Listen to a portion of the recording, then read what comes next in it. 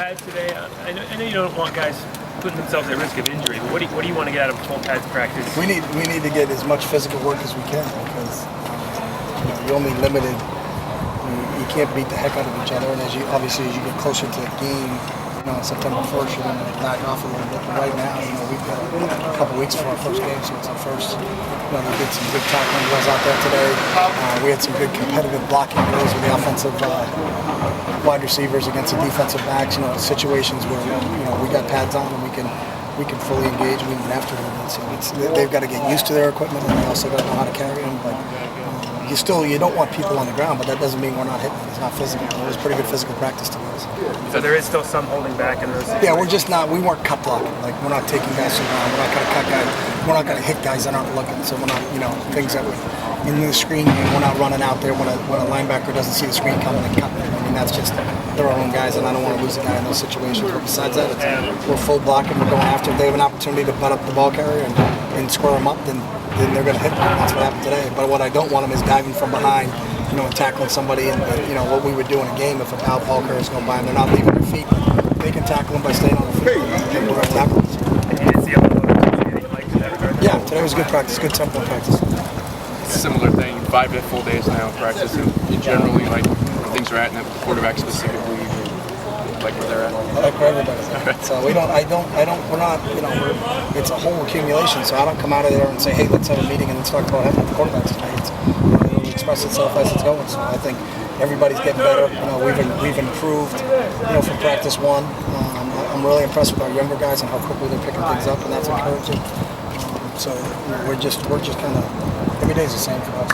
So it's just Groundhog Day. Wake up in the morning, same exact schedule, same exact practice.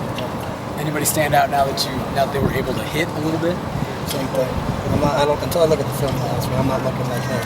Because you'd say, hey, that's a great hit, and then he was in for 14 other plays and didn't do anything. So he's 1 for 14. So I usually will make all the evaluations. We go in now, and we don't meet again until 7:30. So we'll watch about 3 hours of tape as a staff. I'll get a real good chance to.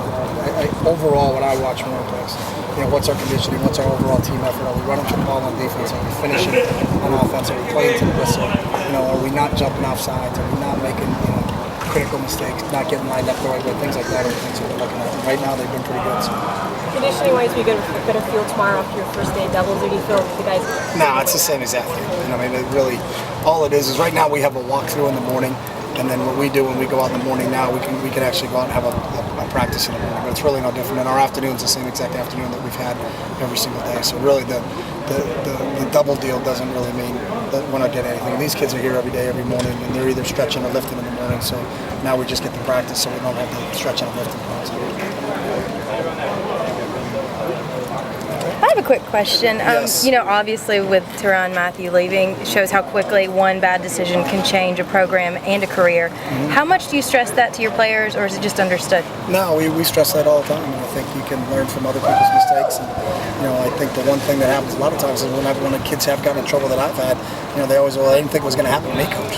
It can happen anywhere. We have examples on this team that we can use, and then obviously we use examples that happen somewhere else. But if you can't learn from someone else's mistakes, and you're going to be making a lot in your life. So situations like that, we try to, we'll point out to our guys, but it's unfortunate because the kid was a heck of a football player, but you got to make the right decisions. And Coach Miles deals the same thing that all of us do. Playing football is a privilege, and with that goes responsibility. So.